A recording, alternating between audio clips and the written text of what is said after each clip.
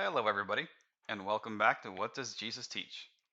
Today, we're going to be entering part 9 of the series of Pre-Wrath versus Pre-Tribulation Rapture Doctrine.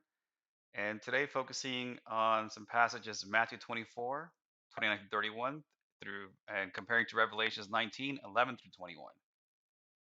Let's go ahead and get started. Now, very often, believers of pre-tribulation will state that Matthew 24, verses 29 to 31, is about the final return of Christ on the white horse for the Battle of Armageddon. So we should take a look, at the scriptures to see if these events are aligned or are they actually far off from each other. If pre-tribulation is correct, we should find all sorts of similarities. But the opposite is true. If it's we don't find similarities in them at all, then maybe pre-tribulation might be wrong. So you can see where this is going. Let's take a look. Okay, because combining both passages would be extremely lengthy, I'm going to focus on the highlights here today. This video is actually kind of short, but let's go ahead and walk through it. And again, as always, pause, open your Bibles, read it for yourselves. Don't take my word for it. Let's, look at it. Okay, so the highlights, regarding the main point here in Matthew 24, 29 to 31. We have, Jesus said after the tribulation, or after the tribulation of those days, the sun will go dark, moon will not give its light, the stars falls, heavens are shaken.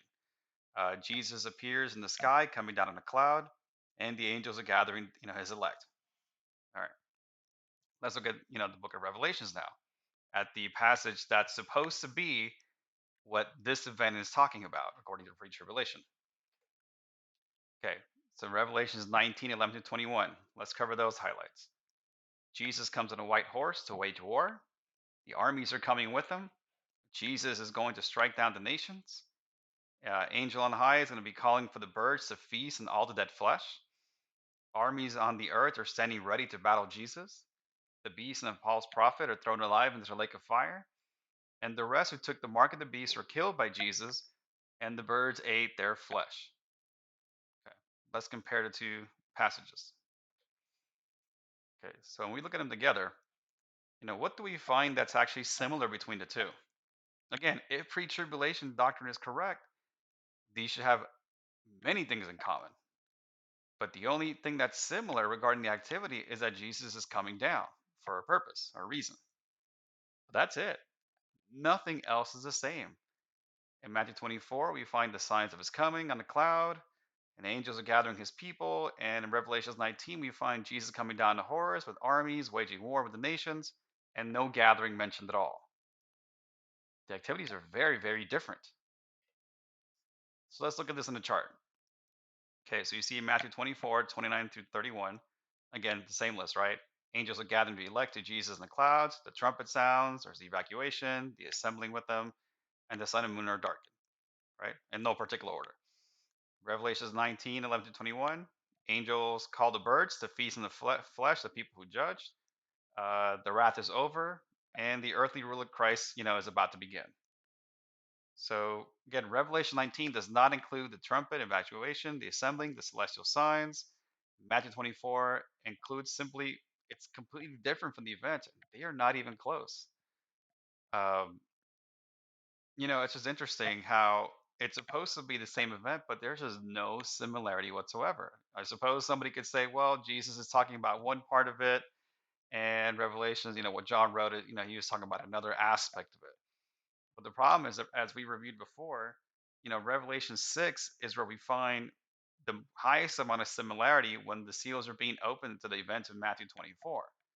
So it's you can't have the same events happening twice and then at the same time not be described even in a similar way.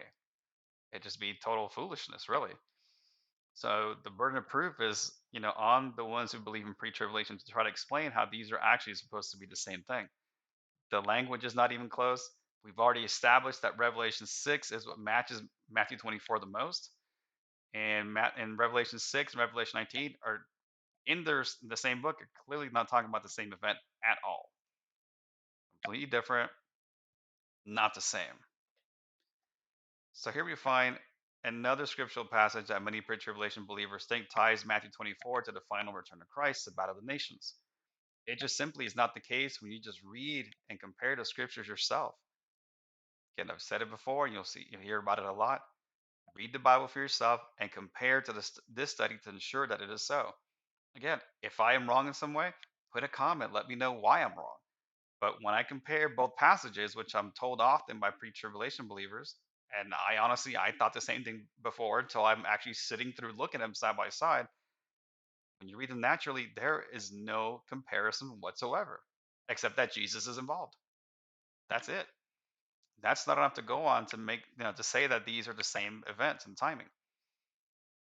All right. Well, again, I hope that and I pray that really that you guys look through it, read through the video, or listen to it, pause it, go back to it, but more importantly, go to the scriptures and compare the passages side by side and see if it is so. With that being said, God bless you, and may God's grace be with you.